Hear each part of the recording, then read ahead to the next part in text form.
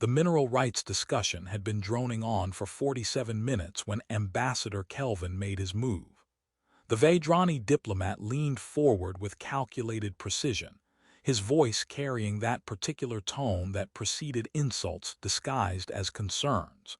While I appreciate Commander Halford's enthusiasm for representing human interests, we must question whether his species possesses sufficient diplomatic maturity for these negotiations.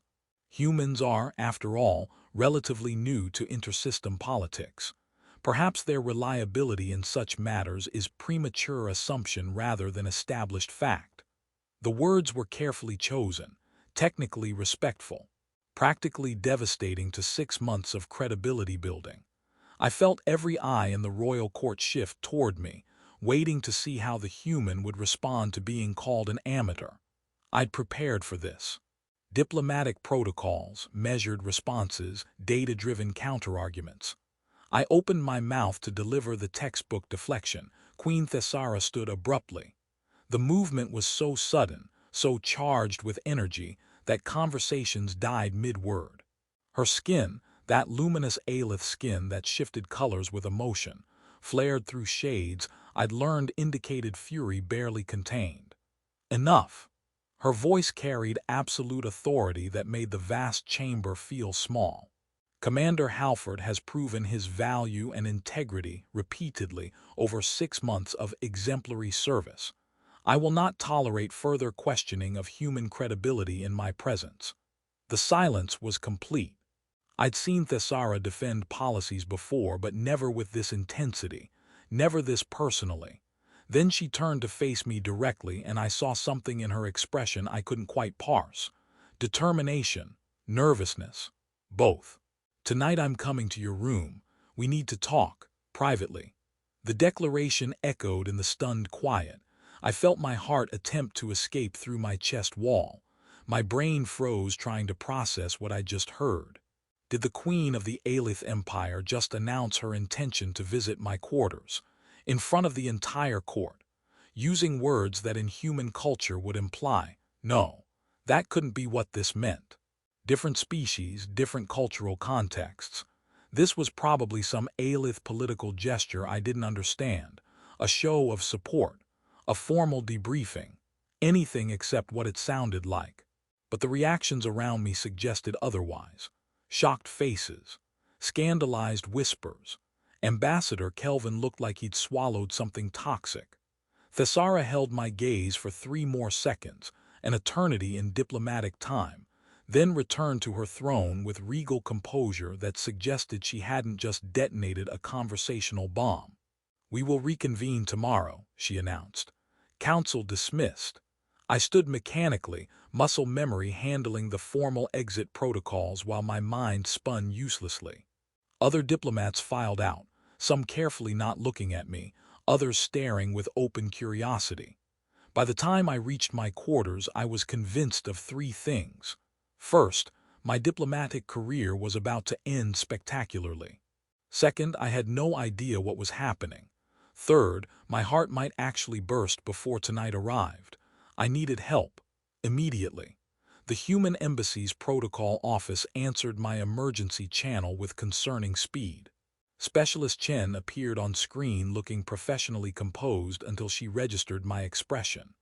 "Commander Halford, what's wrong?" "Queen Thessara just announced in open court that she's coming to my room tonight. For private conversation. I need cultural context immediately." Chen's professional composure cracked. She announced this publicly, in front of approximately 80 witnesses including ambassadors from 7 different species. Oh my God! Chen started typing frantically. In Aelith culture, private royal visits are typically reserved for family closest advisors or, she stopped typing, or what? Or potential consorts, but that can't be what this is. The political implications would destabilize. I cut the connection. Hearing speculation was making panic worse. My next call was to Captain Morrison, my immediate commanding officer. His expression when he answered suggested he'd already heard through back channels.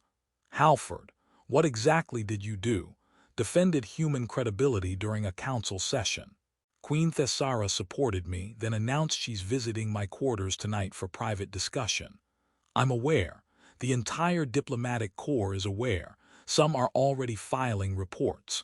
Morrison rubbed his temples. This could be innocent. A debriefing about court politics, or a test of your professionalism under pressure. Or it could be exactly what it sounded like, and I'm about to cause an intersystem incident by existing in her presence. Whatever happens, you're representing humanity. Be respectful, be honest, don't panic visibly. He paused, and Halford, record everything. We'll need documentation if this goes sideways. The call ended. I stared at my quarters with new eyes. Modest but comfortable rooms, human-compatible atmosphere, furniture sized for my proportions, personal items from Earth. Now the space felt like a stage where something significant was about to happen, and I had no script. I cleaned obsessively, changed clothes 3 times before settling on something professional but not overly formal, reviewed Aelith cultural protocols until the words became meaningless sounds. Nothing in my training covered what to do when a queen announces she's visiting your bedroom. Hours crawled by with excruciating slowness. My imagination constructed increasingly elaborate scenarios. She was coming to fire me personally. She was warning me about political enemies. She was testing whether I'd make inappropriate assumptions. She was, no. That thought path led to madness. When the door chime finally sounded, I nearly jumped out of my skin. 3 deep breaths. You're a trained diplomat. You represent Earth. You can handle one conversation with a queen who chose to announce her visit in the most public, panic-inducing way possible. I opened the door. Queen Thessara stood there alone. No guards, no advisors, just her, wearing informal robes instead of court regalia, her luminous skin cycling through colors I'd learned indicated nervousness. She looked as anxious as I felt. "May I come in?" she asked quietly. "Of course, Your Majesty." I stepped aside, and she entered with deliberate casualness that suggested she was as uncertain about this as I was. The door closed. I had absolutely no idea what happened next. Silence stretched between us, awkward, loaded with unspoken questions. I'd spent countless hours with Thessara in formal settings, but having her in my private quarters felt fundamentally different. More intimate, more dangerous. "Would you like to sit?" I gestured to my small sitting area. Thessara nodded, settling onto the human-proportioned furniture with slight discomfort. I sat across from her, maintaining respectful distance, hands visible in universal non-threatening posture. "I apologize," she said abruptly, "for the public declaration. I handled that poorly." "Your Majesty, you don't need to, Thessara." She met my eyes. "When we're private, please, just Thessara." The informality was startling. "I don't understand what's happening." "Neither do I entirely." She laughed, but it sounded strained. "That's not reassuring from a queen." "No, I imagine it isn't." Thessara's skin shifted through blues and purples, emotional conflict. "James, can I be honest with you?" Completely, potentially inappropriately honest. My heart rate accelerated. "Yes. I've developed feelings for you. Romantic feelings. Feelings that are politically inadvisable, culturally complicated, and probably mutual if I'm reading human expressions correctly." The words hit me like physical impact. Did the queen actually? "I know this is unexpected," Thessara continued, words accelerating. "I know the power dynamic is problematic. I know our species have different cultural contexts. I know my public declaration probably terrified you and started rumors, but I couldn't continue pretending otherwise. Not after watching you today. Watching me defend human integrity with such quiet conviction. Not grandstanding or making speeches, just presenting truth and letting it speak for itself. You do that consistently. Value substance over performance, principle over politics. I find that compelling, attractive, maddening sometimes, but in ways that make me want to know you better. I realized my mouth was hanging open. "You're saying you have feelings for me, a human?" "Yes. And you announced you were coming to my room to tell me this."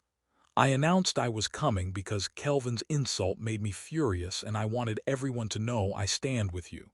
The specifics of why, those I'm telling you now. Privately. As I should have done initially. Her expression was vulnerable in a way I'd never seen. You can refuse this conversation, can ask me to leave, can request reassignment. I'll facilitate any of those without prejudice. But I needed you to know the truth. My diplomatic training screamed warnings. This is a queen. This is your superior. This is a political minefield that could destroy both your careers. But underneath the panic, something else surfaced. Hope. Because I'd been fighting my own feelings for months, telling myself that looking forward to our meetings was purely professional, that her laugh didn't make my chest feel too small, that the grace of her hands when she was excited about ideas didn't captivate me completely. I've been telling myself anything I felt was inappropriate, I admitted, that the power differential made it impossible, that our species difference meant, did it work, the telling yourself, not remotely. Thessara smiled, genuine, radiant, transforming her face from royal composure to something beautifully unguarded. So what do? I asked. Because I'm absolutely terrified of how this could go wrong. That, she said softly, makes two of us.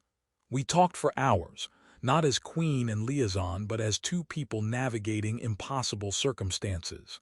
Thessara explained Alith cultural contexts, how partnerships involved emotional resonance that was partially neurological, how royal marriages were typically arranged but not required, how her choosing a human would be seen as radical statement.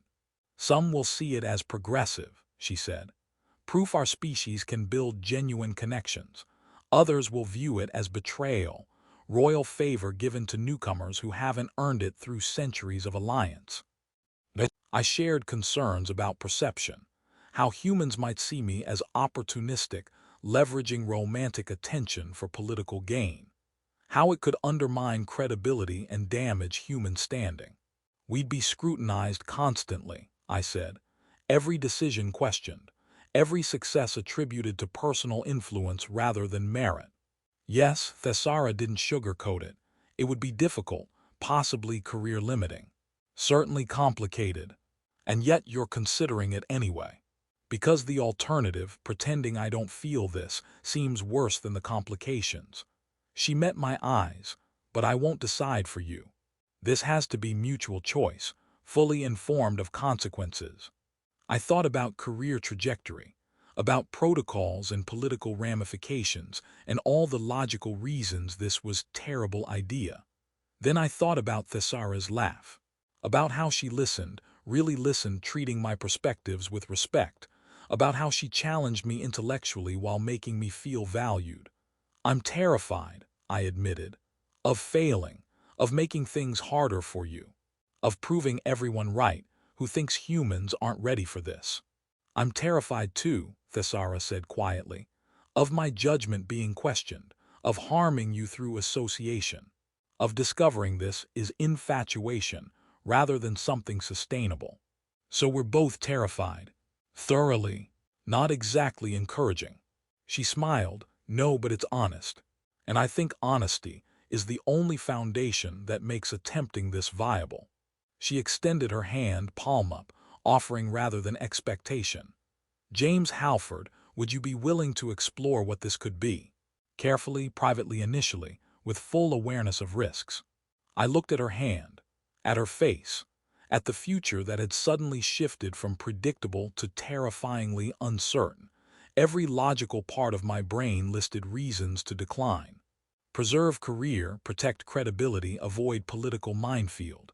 But sometimes the most important decisions aren't logical. Sometimes they're about choosing possibility over safety, connection over protocol. I took her hand. Yes. Carefully, honestly. With full awareness we're making each other's lives significantly more complicated. Probably, she laughed. Definitely, absolutely, spectacularly more complicated. Then let's be spectacularly complicated together. We worked out practical details. Private initially. Professional boundaries in official contexts. transparent with relevant authorities to avoid secrecy accusations. Accepting this might not work. That compatibility across species involved unknowns. And we'd try. Despite fear, despite complications, despite every logical reason to maintain safe distance. When Thessara left hours later, I sat processing everything. The Queen came to my room tonight, not for politics or judgment, but for honesty about feelings that shouldn't exist but do. My heart, which nearly burst from panic, now felt too full of different emotion entirely. Outside my window, the celestial zenith continued through the stars, and I allowed myself to imagine a future